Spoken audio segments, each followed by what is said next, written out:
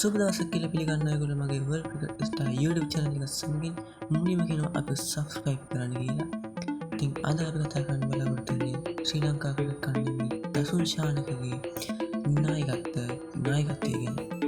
ඉතින් දසුන් ශානක ගැන කතා කරන්න ශ්‍රී ලංකා කණ්ඩායමේ සිටි ප්‍රබලම නායකත්වයේ ඔහු මෙවර ගාල්ල ලංකා ප්‍රීමියර් ලීග් තරගමාලාවේ ගාල්ල කණ්ඩායමේ නායකයාට කටයුතු කරන්නේ ඔහු දැමට විශේෂ වාර්තා දක්වා තිබෙනවා.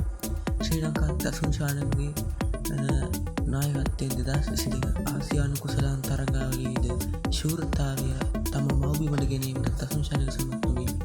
ඔහුගේ තුළ තිබුණු ඒ විශිෂ්ටම නායකත්ව හැකියාව නිසා. ඉතින් දසුන් ශානක අදටත් අප ශ්‍රී ලංකා කණ්ඩායමට තරගවලදී නැතුව බෑ ක්‍රීඩකයෙකු බවට පත් වී අවසන්. ඉතින් දසුන් ශානකගේ ගැන කතා කරද්දී මට මතක එන්නේ ඕස්ට්‍රේලියාව සමග පැවති තරගයකදී මොහු විශිෂ්ට අර්ධශතකයක් ලබාගෙන ඉතා යුනික ඉනිමක් ක්‍රීඩා කරමින් ශ්‍රී ලංකා කණ්ඩායම ජයග්‍රහණය කරගෙන ගියා පන්දුවල 20 ක්‍රිකට් තරගයක. ඉතින් දසුන් ශානකගේ නායකත්වය ගැන තව දේවල් අපි ඊළඟ වීඩියෝ වලින් ගෙන එන්න. ඉතින් ඔබ subscribe කරලා තියාගන්න. එහෙනම් අද සම්බන්ධ වීඩියෝ නැවතත් හමු වෙමු.